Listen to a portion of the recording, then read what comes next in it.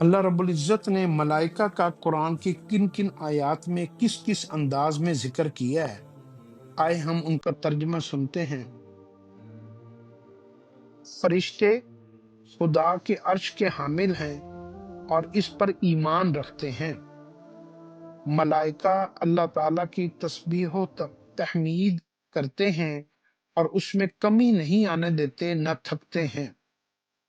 فرشتوں کو اللہ کا بندہ ہونے سے قطعاً گریز نہیں، نہ وہ اس کی بندگی کرتے تھکتے ہیں۔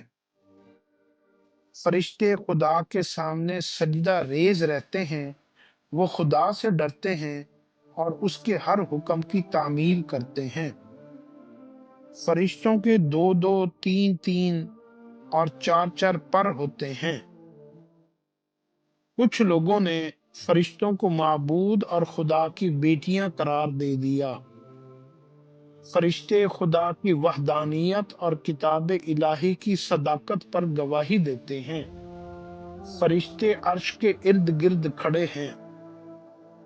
فرشتے آسمان کے کناروں اور اطراف میں ہیں اور 8 اپنے اوپر عرش الہی کو اٹھائے ہوئے ہیں۔ خدا کے سامنے صف بستہ کھڑے ہیں۔ ان کا ایک متعین مقام ہے۔ انسان کے دائیں بائیں 2 نگران بیٹھے ہیں جو اس کے منہ سے نکلنے والی بات کی بھی نگرانی کرتے ہیں۔ فرشتے خدا کی عبادت سے اپنے آپ کو بڑا نہیں سمجھتے، بلکہ اس کی تسبیح کرتے ہیں اور اس کے سامنے سجدہ ریز رہتے ہیں۔ فرشتے اللہ کے حکم سے نازل ہوتے ہیں۔ فرشتے خدا کی طرف چڑھتے ہیں۔ ملائکہ کا دشمن اللہ کا دشمن اور کافر ہے۔ فرشتوں نے خدا کے حکم پر آدم علیہ السلام کو سجدہ کیا۔ فرشتوں نے آدم علیہ السلام پر قتل و فساد کا الزام لگایا۔ آدم علیہ السلام سے علمی مقابلے میں فرشتے ناکام رہے۔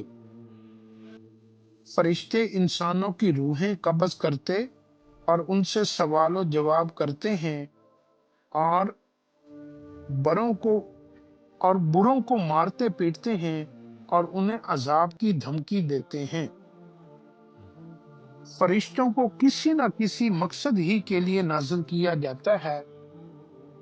فرشتے وحی لے کر خدا کے برگزیدہ بندوں پر نازل ہوتے ہیں۔ فرشتے حضرت یحییٰ علیہ السلام کی خوشخبری لائے۔ انہوں نے حضرت مریم علیہ السلام کی طہارت کی خوشخبری دی۔ وہ طالوت کی بادشاہی کے لیے بطور شہادت تابوت اٹھا کر لائے۔ انہوں نے حضرت ابراہیم علیہ السلام کو بیٹے کی خوشخبری دی اور قوم لوط پر عذاب لائے۔ اگر زمین پر فرشتے ہوتے تو ان کی رہنمائی کے لیے بھی فرشتے اترتے۔ اللہ انسانوں یا فرشتوں میں سے جسے چاہتا ہے اپنا پیغمبر بناتا ہے۔ فرشتے اہل ایمان، ان کی ازواج، آباء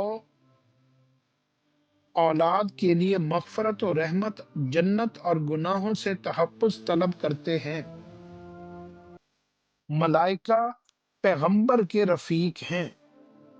اللہ تعالیٰ آگے پیچھے فرشتے لگا کر اپنے نبی کی حفاظت کرتا ہے۔